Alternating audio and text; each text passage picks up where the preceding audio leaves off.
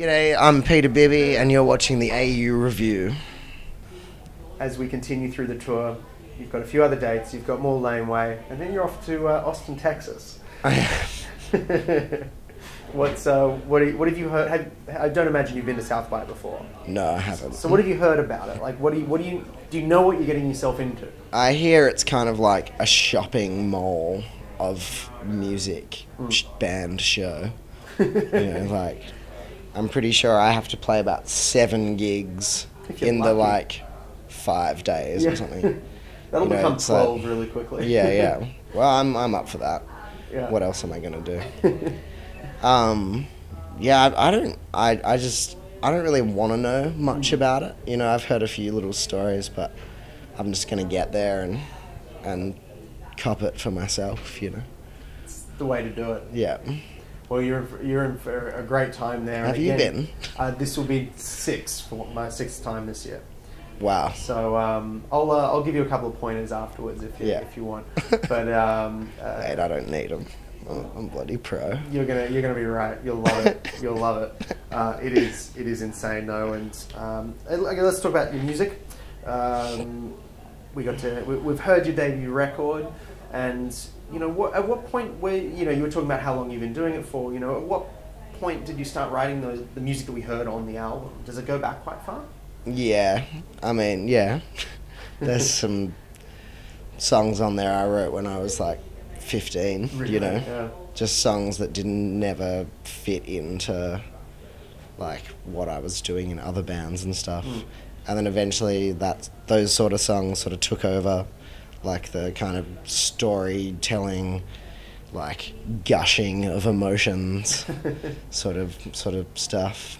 And like I started just wanting to do that sort of stuff more than what I was doing in other bands, and so then I just sort of started like putting more energy into that, and then that album happened a bunch of years later.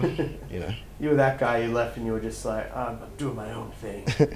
Well, it's more like, I don't know, like I'm still gonna do that other thing, but I'm feeling this. I'm gonna give this a crack, and it's gone pretty well for me so far. It seems to have worked out. You seem to have rolled the dice in the right direction. Yeah, I think so. I'm a lucky boy, a blessed boy. So for your time in America so far, have you felt that the music resonates well with that audience over there from your experiences so far? Yeah, I mean the brief stint I did there like late last year was really good. I didn't expect it to really go as well as it did, but I turned up in Seattle, which was the first city we played in, and there was people there that knew my like first band. Like they knew who I was. I did not expect to be recognized in any way. The power of the internet. The power of the internet. Like, what a time. What a time to be alive. Or were they just a bunch of Perth assholes who had moved to... No, they were definitely Americans. Okay. Yeah, it was an amazing experience. It was the first time I'd ever been outside of Australia. That's one way to do it. That's one way to do it. Yeah, just like land in a city and play a show and get bought massive shots of water and soft drink. You gotta love Freeport. Looking to the year ahead after South by, have you already? You strike me as a person that would never really stop making music. Have you kind of been working on new material as well? What's your what are your plans?